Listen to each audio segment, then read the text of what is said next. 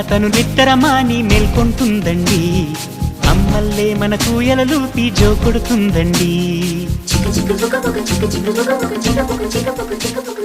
సెలవులు తనకు వద్దంటూ స్నేహితులను మనకందిస్తూ అందరి భారం మోసేస్తూ కోరిన తీరం చేరుస్తూ మతమూపుల మన భేదం తనకు లేదంటుందండి.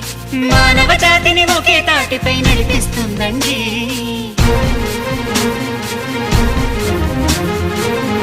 చిక్కు చిక్కు